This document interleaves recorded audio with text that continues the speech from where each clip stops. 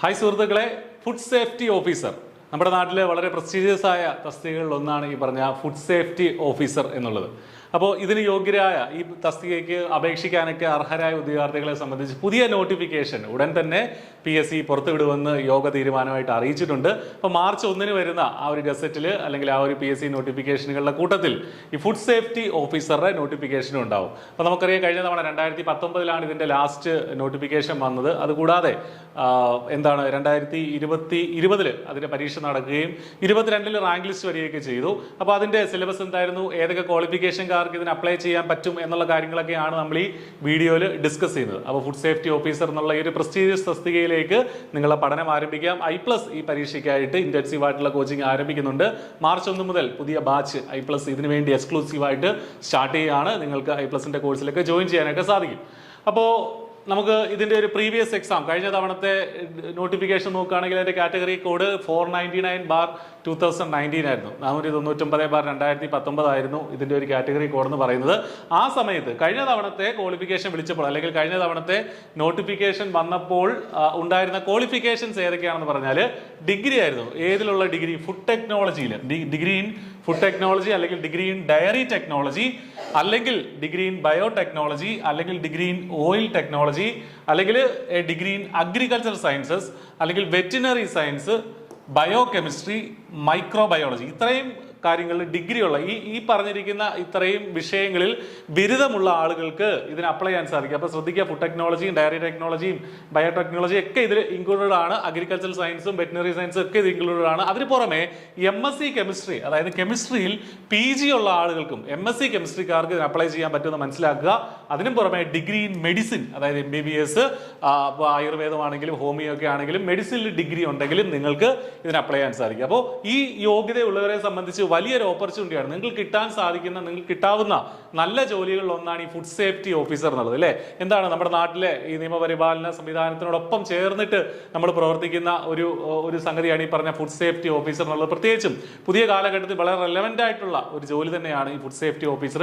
ഒരുപാട് ഒഴിവുകൾ നമുക്ക് ഇതിൽ നിന്ന് ഈ ഒരു നടക്കാൻ പോകുന്ന പരീക്ഷയിൽ നമുക്ക് പ്രതീക്ഷിക്കുകയും ചെയ്യാം, ആ റാങ്ക് ലിസ്റ്റിൽ പ്രതീക്ഷിക്കുകയും ചെയ്യാം. ഇനി എന്തൊക്കെ കാര്യങ്ങളാണ് ഈ ഒരു ഫുഡ് സേഫ്റ്റി ഓഫീസർ പരീക്ഷയ്ക്കായിട്ട് നമുക്ക് പഠിക്കേണ്ടതെന്നുള്ളത് നമുക്ക് നോക്കാം. ഈ പറഞ്ഞിരിക്കുന്ന യോഗ്യതയ്ക്ക് അനുസരിച്ചുള്ള കാര്യങ്ങളെല്ലാം നമ്മുടെ സിലബസിലും വരുന്നുണ്ട്. അപ്പോൾ കഴിഞ്ഞ തവണത്തെ റാങ്ക് ലിസ്റ്റൂടെ നമുക്കൊന്ന് പറഞ്ഞു പോകാം. 2022 ജൂൺ 9 കഴിഞ്ഞ തവണത്തെ റാങ്ക് ലിസ്റ്റ് നിലവിൽ വന്നത്. അപ്പോൾ നമുക്കറിയാം 3 വർഷമാണ് റാങ്ക് ലിസ്റ്റിന്റെ കാലാവധി. ഇപ്പോഴും റാങ്ക് ലിസ്റ്റ് നിലവിലുണ്ട്. 2025 ജൂൺ വരെ റാങ്ക് ലിസ്റ്റ് ഉണ്ടായിരിക്കും. അപ്പോൾ നിലവിൽ അതിൽ നിന്ന് അഡ്വൈസ് പൊക്കോണ്ടിരിക്കുകയാണ്. നിലവിൽ 55 പേർക്ക് ഇതുവരെ അതിൽ നിന്ന് ആ ഒരു ലിസ്റ്റിൽ നിന്ന് അഡ്വൈസ് വന്നിട്ടുണ്ട്. ഇനിയും 1 വർഷം കൂടെ ലിസ്റ്റിന്റെ കാലാവധിയുണ്ട്. ഒരുപാട് പേർക്ക് ഇതിൽ നിന്ന് വീണ്ടും അഡ്വൈസ് വരുന്നുണ്ട്.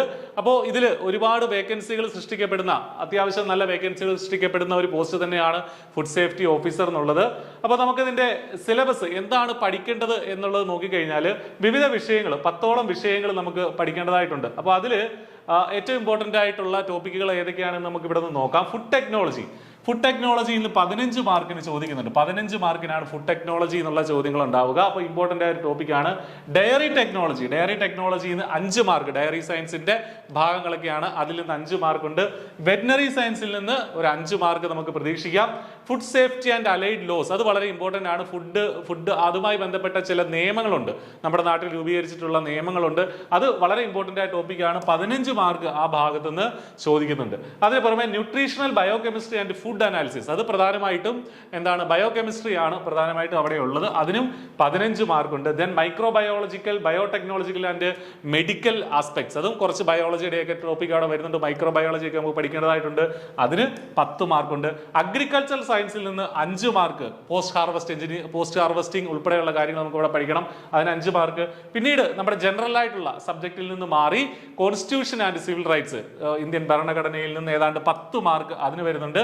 മെന്റൽ എബിലിറ്റി ആൻഡ് റീസണിങ്, കഴിഞ്ഞ തവണത്തെ സിലബസിൽ ഇതുണ്ടായിരുന്നു. അപ്പം മെന്റൽ എബിലിറ്റി ആൻഡ് റീസണിങ്ങിനും 10 മാർക്ക് കൊടുക്കുന്നുണ്ട്. ജനറൽ ഇംഗ്ലീഷ് അതിനും 10 മാർക്ക്. അപ്പോൾ സബ്ജക്റ്റിൽ നിന്ന് 70 മാർക്കും ജനറൽ പാർട്ട് 30 മാർക്കുമാണ് ഈ പരീക്ഷയ്ക്കായിട്ടുള്ളത്.